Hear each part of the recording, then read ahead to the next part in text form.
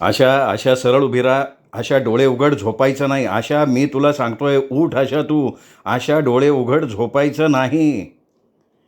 पण त्यावेळी आशाने कसलाच प्रतिसाद दिला नाही. तिचं शरीर एखाद्या कापडाच्या बाहुलीसारखं लुळं लुळं लुळं होत गेलं.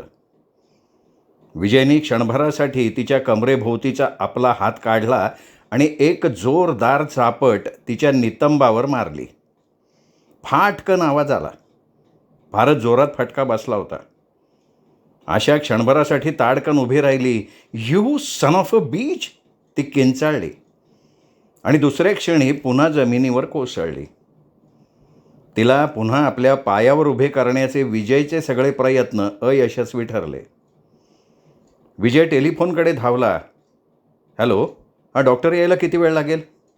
हे काय डॉक्टर आणि मॅनेजर आत्ता लिफ्टमध्ये शिरले, पोचतील तुमच्याकडं. विजय रिसिव्हर क्रेडलवर ठेवत असताना दारावरची बेल वाजली. विजयने पुढे होऊन दार उघडलं. दारात 2 व्यक्ती उभ्या होत्या. त्यातले एक तर सरळ सरळ डॉक्टर दिसत होते. त्यांच्या हातात व्हिजिट बॅग होती. दुसरी व्यक्ती मॅनेजर असावी. त्याचा चेहरा चिंताग्रस्त दिसत होता. ही चिंता अर्थातच काही गडबड झाली तर आपल्या हॉटेलचं नाव खराब होईल का काय याची असावी. काय भानगड काय? मॅनेजरनी संशयानं विजयकडे बघत म्हटलं. भानगड नंतर सांगतो. मॅनेजरच्या बोलण्यावर विजय म्हणाला आणि डॉक्टरांकडे वळाला. डॉक्टर डॉक्टर कोणीतरी कॉफीत झोपेच्या गोळ्या मिसळून हिला खायला घातल्यात. फरशीवर पडलेल्या आशाकडे बोट दाखवत विजय म्हणाला. किती वेळ झाला आहे? लगबगीनं आत येऊन आशाच्या जवळ बसत डॉक्टरांनी विचारलं. कुणास ठाऊक, आम्ही आलो तेव्हा अर्धवट बेशुद्धीत होती ती. तुम्ही कोण आहे? मॅनेजरने विचारलं. हे बघा मॅनेजर साहेब, या सगळ्या चौकशा आपण नंतर केल्या तर चालणार नाही का? पहिल्यांदा मिस आशाचे प्राण वाचवणं महत्त्वाचं नाही आहे का? तुमच्या माहितीसाठी एवढंच आत्ता सांगतो, आम्ही मिस आशा ओंकारचे मित्र आहोत. खन्नासाहेब, हे मिस्टर म्हणताय ते बरोबर आहे. पहिल्यांदा आपण यांना वाचवण्यासाठी प्रयत्न करायला पाहिजेत. डॉक्टर मॅनेजरला म्हणाले. त्यांनी आपल्या हातातली बॅग एका बाजूला ठेवली आणि आशाचा डावा दंड धरला. तुम्ही त्या बाजूने त्यांना धरा, ते विजयला म्हणाले. दोघांनी मग दोन्ही बाजूनी धरून आशाला दिवाणावर झोपवलं. डॉक्टरांनी तिच्या अंगावर गळ्यापर्यंत रजाई घातली. एखादी बादली किंवा पसरट भांडं घेऊन या, हिला मी आता वॉमिटिंगचं इंजेक्शन देणार आहे. विजयनं जवळच्या रायटिंग टेबलाजवळची वेस्टेज बकेट रिकामी केली. डॉक्टरांनी बॅग उघडून एक इंजेक्शन तयार केलं. दंडाच्या शिरेत सिरिंजची सुई खुपसली. मग स्पिरिटचा बोळा दंडावरनं फिरवला. 5 मिनिटात इंजेक्शनचा प्रभाव झाला. आशानं ओकायला सुरुवात केली. बऱ्याच उलट्या झाल्यावर आशा थांबली. तिचा सगळा चेहरा लाल झाला होता. डोळ्यातनं पाणी ओघळत होतं आणि श्वास भात्यासारखा चालला होता. डॉक्टरांनी तिला पुन्हा सरळ झोपवलं आणि छातीवर स्टेथोस्कोप लावून हृदयाची स्पंदनं बारकाईनं चेक करायला लागले.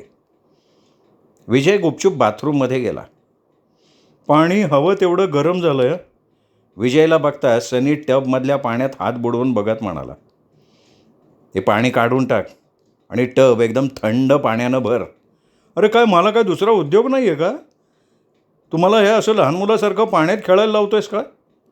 सनी एकदम टबमधल्या गरम पाण्यापेक्षा गरम झाला होता. सनी प्लीज प्लीज. विजय काहीशा हलक्या स्वरात सनीच्या पाठीवर थोपटत म्हणाला. तू थोडं माझं ऐकलं ना तर काही बिघडणार नाही रे. सनीने काहीशा नाराजीने टबचा वॉल्व काढला. विजय पुन्हा डॉक्टरांजवळ आला. कशी आहे आता ही डॉक्टर? हां, या ठीक आहेत, पण मला जरा विचित्र वाटतंय बरं का. डॉक्टर काहीशा गोंधळलेल्या नजरेनं आशाकडे बघत म्हणाले. काय काय विचित्र आहे? वॉमिटिंगनंतर हिची नाडी नियमित चालू झाली आहे. हार्ट बीटिंग स्ट्रॉंग आहे. रेस्पिरेशन एकदम नॉर्मल आहे.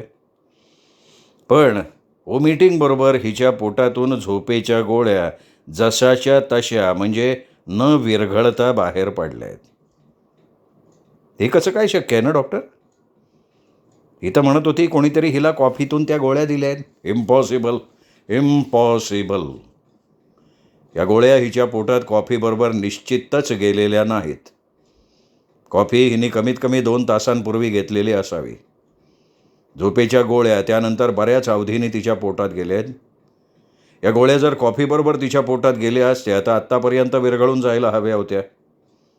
शिवाय ही अजूनपर्यंत शुद्धीवरही आलेली नाही. डॉक्टर विजय जरा मोठ्या आवाजात म्हणाला, आपण थोडा वेळ हिला गरम पाण्याच्या टबात बसवलं तर कदाचित ही शुद्धीवर येईल. डॉक्टरांनी काही बोलण्यासाठी तोंड उघडलं, पण त्यापूर्वी विजयनी त्यांना डोळ्यांनी गप्प राहण्याचा इशारा केला.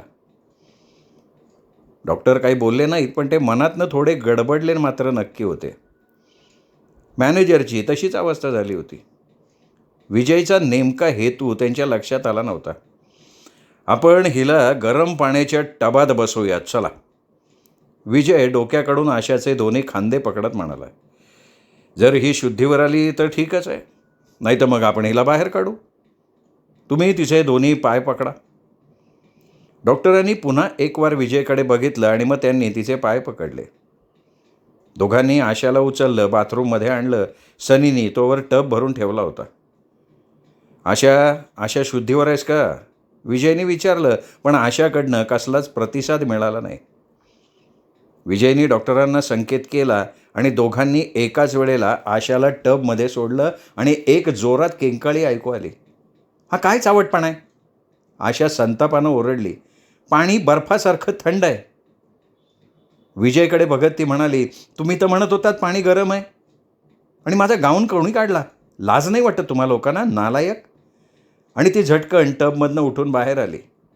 समोरच्या हँगरवरचा टॉवेल ओढून तिने तो आपल्या अंगाभोवती लपेटला. थंडीनं ती खरोखर कुडकुडायला लागली होती. आशा नाटक बाज झालं, विजय कडक स्वरात म्हणाला. तू अभिनय खूप चांगला केलास, पण तरीही तू आम्हाला फसवू शकली नाहीस. मी कोरडे कपडे देतो, ते घालून तू मुकाट्यानं बाहेर ये. मॅनेजर बाथरूमच्या दारात उभं राहून हा सगळा प्रकार डोळे विस्फारून बघत होता. नेमकं काय चाललंय याची त्याला टोटलच लागत नव्हती. बाथरूममधून तिघे बाहेर पडताच मॅनेजर बाजूला सरकला. विजयनं वॉर्डरोबमधून तिचा दुसरा गाऊन काढला. तो बाथरूमच्या दारातूनच आत आशाच्या अंगावर टाकला. आशाने फाडकन बाथरूमचा दरवाजा लावून घेतला.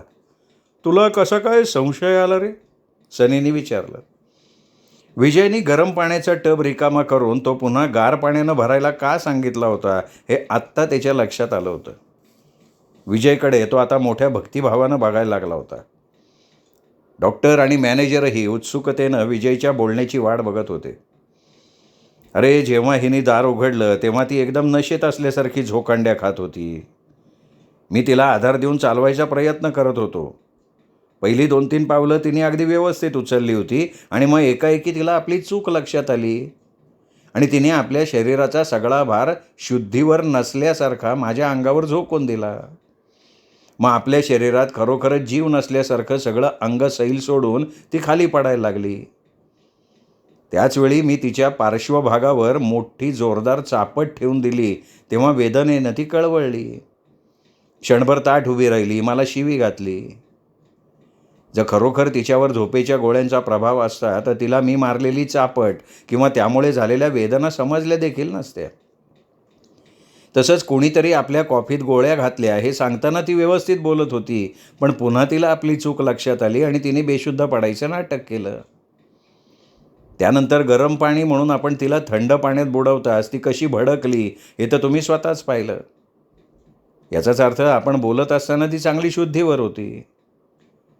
माझ्या अंदाजाने ना, आपण खोलीत प्रवेश करण्यापूर्वी फार तर 1 मिनिट आधी तिने झोपेच्या गोळ्या खाल्लेल्या असाव्यात. ते ठीक आहे, पण असं का केलं असेल त्यांनी? कदाचित स्वतःबद्दल सहानुभूती निर्माण करण्यासाठी. बरोबर आहे. ज्यांनी बाबूरावाचा खून केला त्यांनीच आपलाही खून करण्याचा प्रयत्न केला असं तिला भासवायचं असणार. या युक्तीनं खुनाच्या प्रकरणात आपण निर्दोष आहोत हे सिद्ध करण्यात काही प्रमाणात ती यशस्वी झाली असती. नाही नाही नाही, विजय सनीच्या बोलण्यावर नकारार्थी मान हलवत म्हणाला. या अर्थी स्वतःच झोपेच्या गोळ्या खाऊन तिने आपल्या आयुष्याशी एवढा मोठा जुगार खेळला होता, त्या पार्श्वभूमीवर तुझा तर्क सुसंगत वाटत नाही.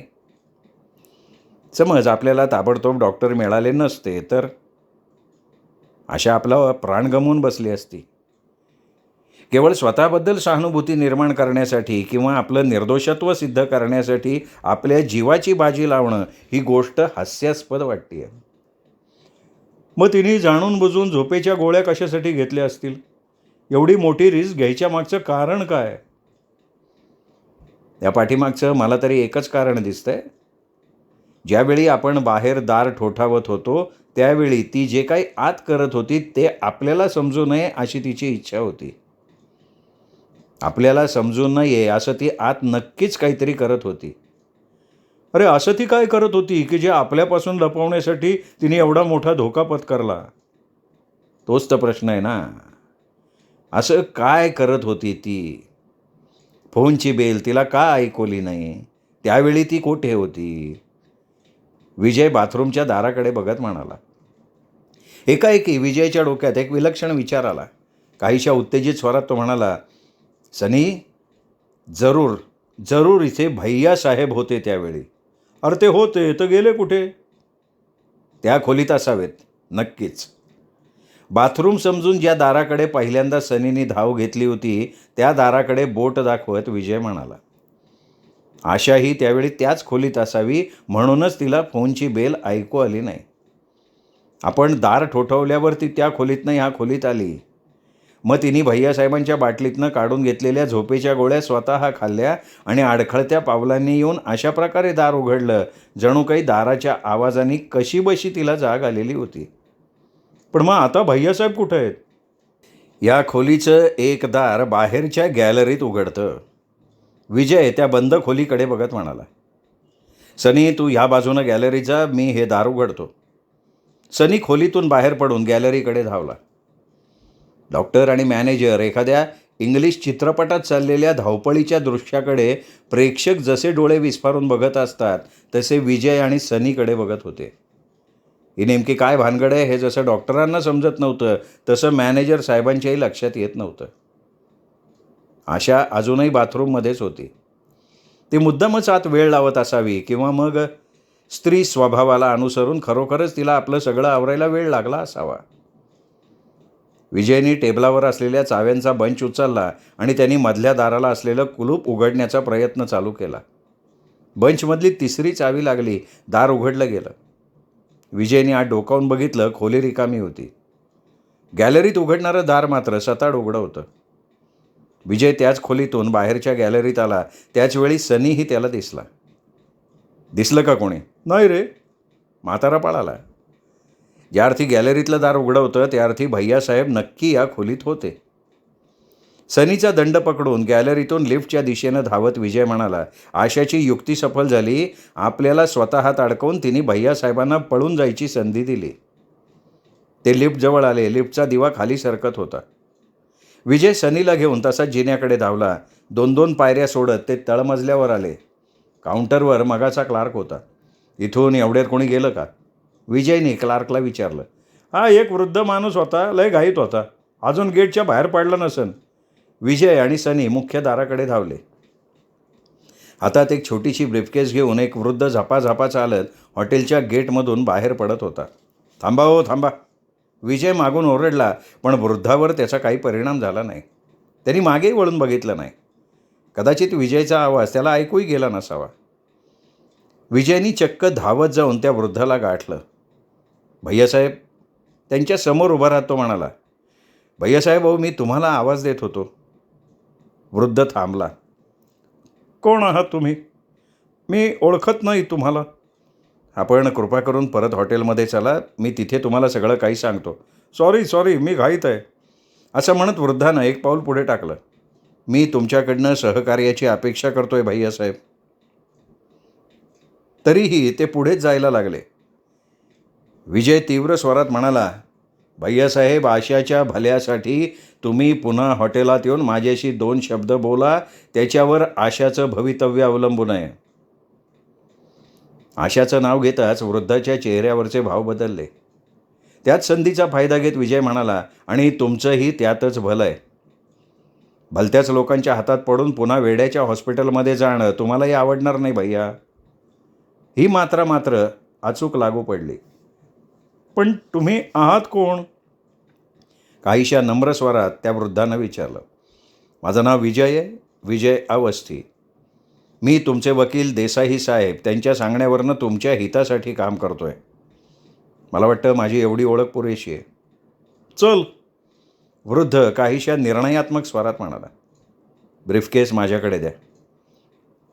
लिफ्टनं तिघंही पुन्हा आशाच्या सूटमध्ये आले. आशा तोवर बाथरूममधनं बाहेर आली होती. मॅनेजर आणि डॉक्टरांच्या समोर बसली होती. भैयासाहेबांना बघता तिचा चेहरा पांढरा फटक पडला. तोंडातून एक हलकासा निराशाजनक हुंकार बाहेर पडला. It's all right baby, Bhaiyasaheb आशाकडे बघत म्हणाले. एवढं करूनही तुझी युक्ती सफल झाली नाही आशा. उगाचच झोपेच्या गोळ्या खाऊन तो आपला प्राण धोक्यात घातला होतास. भैयासाहेबांनी डोळे विस्फारत आशाकडे बघितलं. तू तू असं केलंस आशा, मला वाचवण्यासाठी? नकळत भैयासाहेबांचे डोळे भरून आले. आशाने एकदा नाराजीने विजयकडे बघितलं, मग खाली मान घातली. मला तुम्हाला काही प्रश्न विचारायचे आहेत भैयासाहेब, विजय म्हणाला. आणि भैयासाहेबांनी स्वतःला सावरलं, रुमालाने डोळे टिपले आणि मग म्हणाले, एक मिनिट. आशा, तू याला ओळखतेस? हो, हे देसाई साहेबांचे मित्र आहेत. यांनी मला खूप मदत केली आहे. मी मात्र त्यांच्या चांगुलपणाचा गैरफायदा घेतला आहे. यांना माझ्यामुळे खूप त्रास झाला आहे. त्याची भरपाई आपण करू. चल विजय, विचार विचार, काय विचारायचं आहे ते विचार. तू मध्ये बोलायचं नाही सर. भैयासाहेबांशी बोलण्यापूर्वी विजयने आशाला बजावलं. मग भैयासाहेबांना विचारलं, तुम्ही बाबूरावला ओळखता? हो, तो माझा चुलत भाऊ आहे. पण तो भाऊ म्हणून घेण्याच्या लायकीचा नाही आहे. 6 महिन्यांपूर्वी आपल्या दुसऱ्या बायकोबरोबर तो माझ्या घरात राहायला आला. माझी सगळी इस्टेट हडप करायचा त्याचा डाव आहे. होता म्हणजे? बाबूरावाचा खून झाला आहे. भैयासाहेबांच्या चेहऱ्यावर नजर रोखत विजय म्हणाला. भैयासाहेब काही बोलले नाहीत. तुम्ही बाबूरावाच्या या खुनाच्या संदर्भात काही सांगू शकता? भैयासाहेब काही क्षण गप्प राहिले. मग एक एक शब्द निर्धारपूर्वक उच्चारत म्हणाले, जर बाबूराव गिरगावातल्या खेतवाडीत असलेल्या त्या घरात मृतावस्थेत सापडला असेल तर त्याचा खून मी केला आहे. अंकल, आशा कळवळून उद्गारली. मी काय म्हणालो होतो? विजय काहीशा तीक्ष्ण स्वरात म्हणाला. तू एकही शब्द मध्ये बोलायचा नाही आहेस. का बोलायचा नाही? तुम्ही कोण मोठे मॅजिस्ट्रेट लागून गेलात का?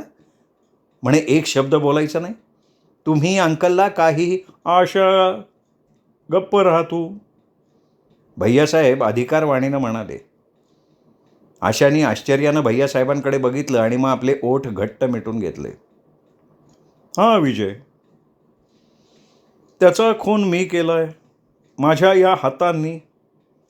मी त्याच्या जेवणात बऱ्याच प्रमाणात झोपेच्या गोळ्यांची पावडर मिसळलेली होती. भैयासाहेब विलक्षण शांत स्वरात म्हणाले. पण अहो अंकल, तू गप्प राहा पोरी, मला सगळं सांगू देत. आशा नाईलाजानं गप्प झाली. आपण थोडं विस्तारानं सांगाल? तसं बरंचसं मला माहिती आहे, तरी. तुला काहीही माहिती नाही आहे पोरा, विजयचं बोलणं मध्येच तोडत भैयासाहेब म्हणाले. तुला माहिती नाही आहे, नातेवाईक कधी कधी किती स्वार्थी असतात, किती नीच पद्धतीनं वागतात, तुमच्या चांगुलपणाचा किती वाईट पद्धतीनं फायदा घेतात. त्यांच्यावर केलेल्या उपकाराची त्यांना कशी जाणीव नसते. तुम्हीच गुन्हेगार असल्याप्रमाणे तुमच्याशी त्यांची वागणूक असते. विजय पोरा, तुला कल्पना नाही आपल्याच घरात आपण कसे अनोळखी होतो. आणि मग अचानक एक दिवस तुमच्या लक्षात येतं, आयुष्यभर तुम्ही रक्ताचं पाणी करून मिळवलेली संपत्ती, तुमच्या मेहनतीची कमाई ही तुमची नाहीच आहे. तुम्हीच कमावलेल्या एका पैशावर सुद्धा तुमचा हक्क नाहीच आहे. तू अजून तरुण आहेस. अशा स्वार्थी नातेवाईकांशी तुझा अजून संबंध आलेला नाही, म्हणूनच अशा वेळी होणाऱ्या तगमगीचं दुःख तू नाही समजू शकणार.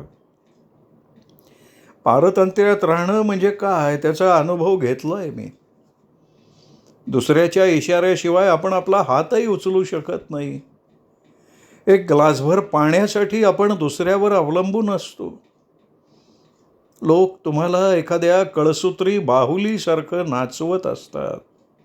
मनाला येतील ती औषधं पाजत असतात आणि ते पिणं न पिणं तुमच्या हातात नसतं. रात्रंदिवस तुम्ही कसे माराल याचाच ते विचार करत असतात.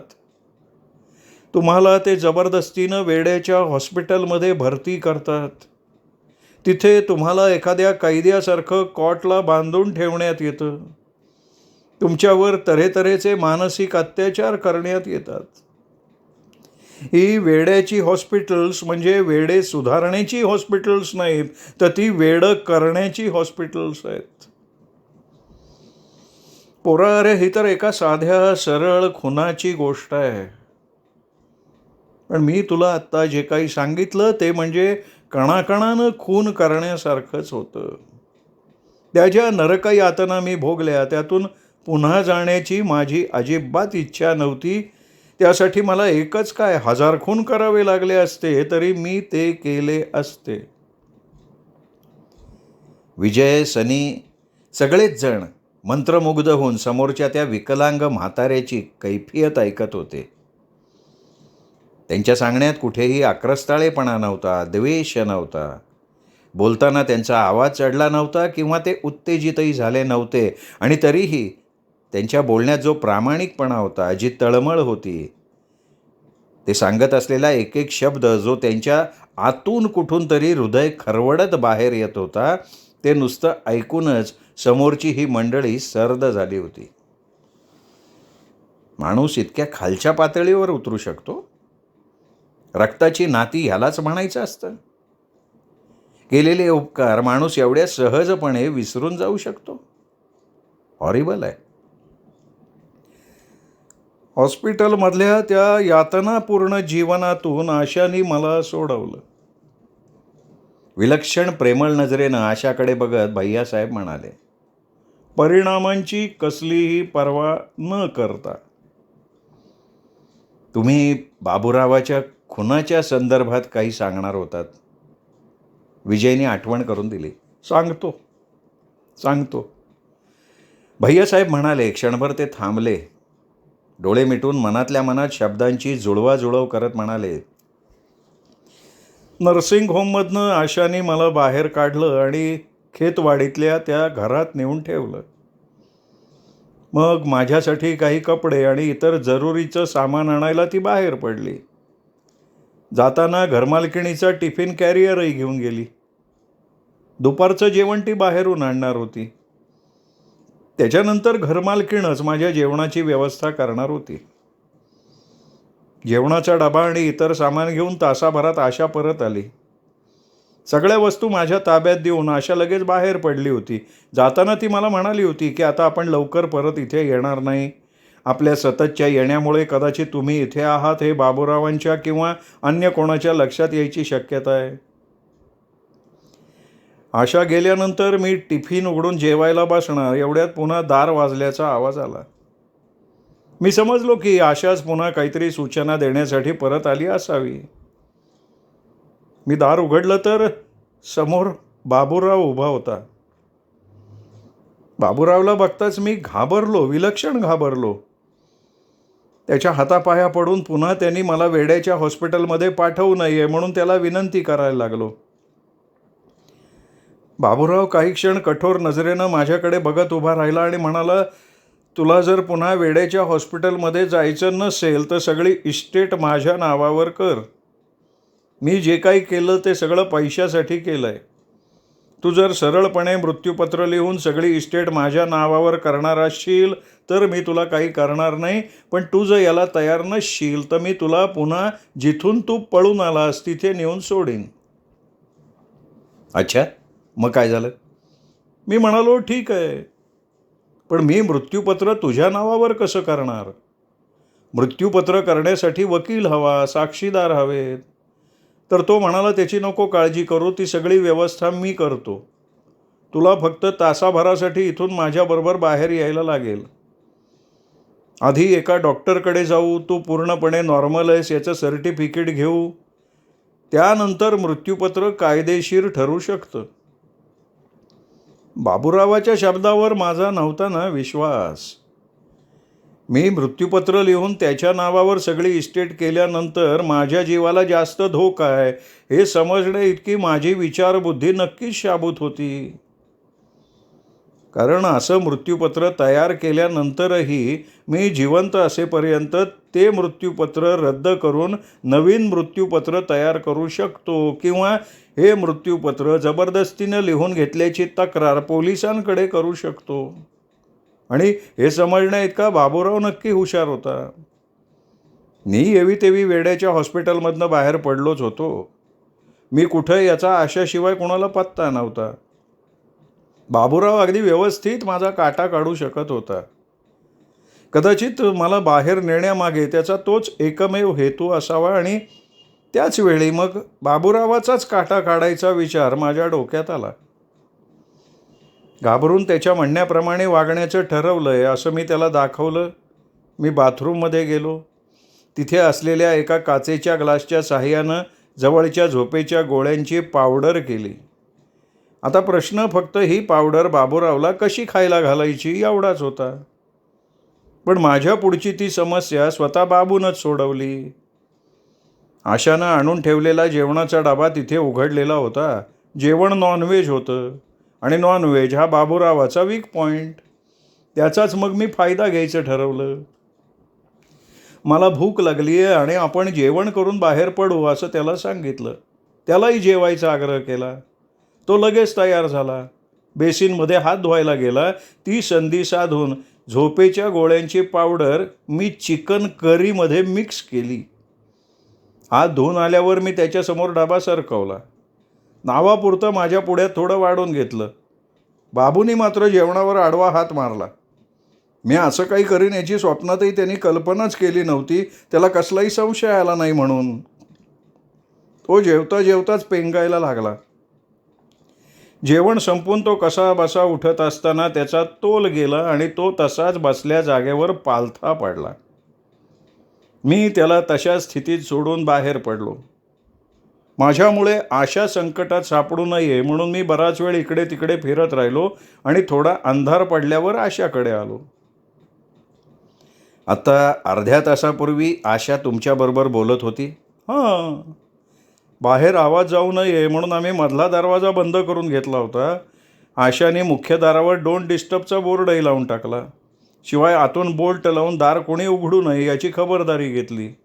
पण तीच तिची चूक होती. त्यामुळे तर आत कोणीतरी असल्याची तुम्हाला शंका आली. दार जोरजोरात वाजवल्याचा आवाज कानावर पडताच आशाला वाटलं की पोलीसच आलेले असावेत. मग तिने मला पलीकडच्या दारातून पळून जायचा सल्ला दिला. तोपर्यंत आपण पोलिसांना कुठल्या तरी युक्तीनं थांबवून घेऊ असं म्हणाली ती. अर्थात त्यासाठी ती अशी जीवावरची बाजी खेळेल असं काही मला वाटलं नव्हतं. ती झोपेच्या गोळ्या खाऊन स्वतःकडे सगळं लक्ष आकर्षित करून मला पळून जायची संधी देतीये हे मला माहिती असतं ना तर मी इथून हललोच नसतो. पोरीने हे म्हातारं शरीर वाचवण्यासाठी फार मोठा धोका पत्करलेला होता. भैयासाहेब गप्प झाले. आशाकडे बघणारी त्यांची नजर ओली झाली होती.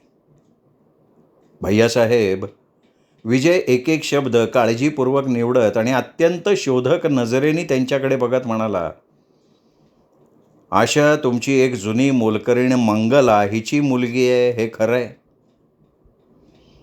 भैयासाहेबांनी एकदा आशाच्या विवर्ण चेहऱ्याकडे बघितलं आणि मग विलक्षण स्थिर आणि शांत स्वरात ते म्हणाले, हां, ते खरं आहे. आणि त्याचबरोबर हेही खरं आहे की मीच आशाचा बाप आहे. काय सांगताय? हो, आशाचा बाप मीच आहे रे पोरा. श्रोते हो, तुम्ही ऐकत होता सुरेश वैद्य लिखित आघात या कादंबरीचा 10वा भाग. श्रोते हो, एकच विनंती करतो, अजूनपर्यंत तुम्ही जर चॅनल सबस्क्राईब केलं नसेल तर प्लीज चॅनल सबस्क्राईब करा. अर्थावरती जो माझा फोटो दिसतो या फोटोला क्लिक करा, चॅनल सबस्क्राईब करा. धन्यवाद. भेटूयात उद्या 11वा भाग ऐकण्यासाठी. नमस्कार.